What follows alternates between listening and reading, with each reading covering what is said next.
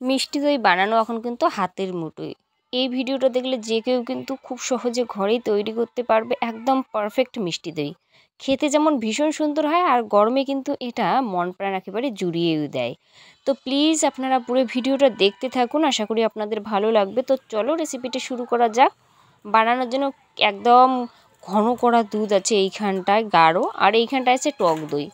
আগে টক দইটাকে ছাঁকনির মধ্যে এইভাবে কিন্তু দিয়ে নেব আর অনেকটা সময় রাখবো, যাতে এক্সট্রা যে টক দইয়ের জলটা আছে সেটা যেন ঝরিয়ে যায়। তো এইভাবেই রাখবো যাতে সুন্দরভাবে জলটা ঝরিয়ে যায়। তো যাই হোক, ওটা এক সাইডে রাখার পরে কড়াই বসিয়ে দিলাম। কড়াইটাকে একটুখানি ভালো করে গরম করে নেব। এরপরে এইখানটায় দিয়ে দেবো চিনি। চিনিটা দেওয়ার পরে কিন্তু একটুখানি ওয়েট করব যাতে চিনিটা একটুখানি গলা শুরু হয়। দেখুন হালকা হালকা গলা কিন্তু শুরু হবে। তো একটুখানি নাড়িয়ে আরও অপেক্ষা করব যাতে চিনিটা এইভাবে মেল্ট হয় আর সুন্দর একদিকে যেন কালার আসে। এরপর নাড়িয়ে চাড়িয়ে এটা কিন্তু একদম গলানো লাগবে। এরপর দেখুন এইভাবে কিন্তু গলিয়ে কালারটা কিন্তু খুব সুন্দর নিয়ে আসা লাগবে, একদম ক্যারামেলটা দারুণ যাতে হয়। তবে বেশি একদম পুড়িয়ে ফেলতে যাবে না, নইলে কিন্তু এটা তেতো হতে পারে। তো হালকা যখন কালার আসবে দিয়ে দেবো অল্প একটু দুধ। দুধটা যদি খুব ভালো করে নাড়িয়ে নেব। নাড়িয়ে নেওয়ার পরেই কিন্তু এটা কিন্তু যে বাদ বাকি যে দুধ থাকবে সেটা দিয়ে দেবো। তার আগে দুইখানা দিয়ে দিলাম এলাচ, তাতে না ফ্লেভারটা কিন্তু দারুণ হবে। এটা ওই খুন্তিতে একটুখানি লাগবে, তাতে ভয় পাওয়ার কিছু নেই। তো কিছুক্ষণ পরে কিন্তু এটা অটোমেটিক এটা একদম কিন্তু গলবে। তো দুধটাকে ভালো করে মিশিয়ে নেওয়ার পরে বাদবাকি যে দুধটা ছিল সেটা দিয়ে দিলাম। একসাথে সবগুলো দুধ দিতে যাবেন না, নইলে কিন্তু ভালো হবে না সেটা। অল্প একটু দুধ আগে দিয়ে খুব ভালো করে নাড়িয়ে দুধের সাথে ক্যারামেলটাকে মিশিয়ে নেওয়ার পরে এলাচ দিয়ে দিলাম। দেওয়ার পরে বাদবাকি দুধ দিয়ে খুব ভালো করে নাড়িয়ে চাড়িয়ে আরও ঘন করব। যতটা সম্ভব ঘন করা ততটাই করবেন, তাহলেই কিন্তু টেস্ট হবে। তো দুধটাকে ভালোভাবে কিন্তু ঘন করে নিলাম। এরপর কিন্তু এটা নামিয়ে নেব এইখানটায়, আর একটুখানি ঠান্ডা করে নেব যাতে হাত সইতে পারে। তো খুন্তি দিয়ে না নাড়াচাড়া করলে তাড়াতাড়ি ঠান্ডাটা হবে, সেই জন্য খুন্তি দিয়ে খুব ভালো করে নাড়াচাড়া করে নেব যাতে একটুখানি ঠান্ডা হয়। তো ওইটা ঠান্ডা হতে হতে এই ফাঁকে টক দইয়ের যে জলটা খুব ভালো করে ঝরিয়ে নেওয়ার পর যে টক দইটা আছে সেটা কিন্তু একটা বাটির মধ্যে নিয়ে নেব। টক দইটাকে নেওয়ার পরে কিন্তু এটা খুব ভালো করে কিন্তু ফেটিয়ে নেব, খুব ভালো করে, যাতে একদম ক্রিমের মতো হয়। এই কাজটা একটুখানি কিন্তু সময় নিয়ে করতে লাগবে বন্ধুরা, নইলে এটা ভালো হবে না। তো খুব ভালো করে ফেটিয়ে নিলাম। দেখুন একেবারে ক্রিমের মতো যেতে হয়, ঠিক এরকম দেখুন কতটা সুন্দর হয়। এরপর এটা একটুখানি সাইডে রাখার পর এরকম একটা সরা নিয়ে নিলাম মাটির।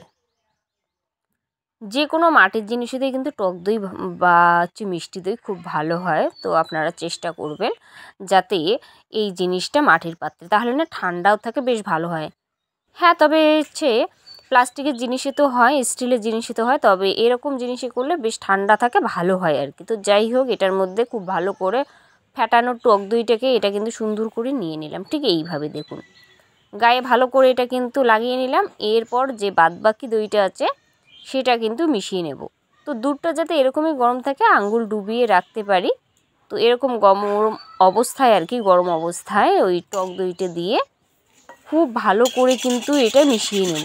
যতটা সম্ভব মেশানো ঠিক ততখানি কিন্তু এটা মিশিয়ে নেব খুব ভালো করে এই টাইমটা, যাতে এরকমই ফেনা ফেনা হয়, তাহলে না দেখতে ভালো হবে দইটা। তো সেই জন্য অবশ্যই ফেনা ফেনা করতে লাগবে। এরকম একটুখানি ঘুরিয়ে ঘুরিয়ে ফেনা ফেনা দেখুন কতখানি হয়, ঠিক এরকম কিন্তু ফেনা ফেনা করা লাগবে। তো এটা কিন্তু আমার রেডি। এরপর এই পাত্রের মধ্যে এটা কিন্তু দিয়ে নেব। দেখুন এইভাবে ঢালবো।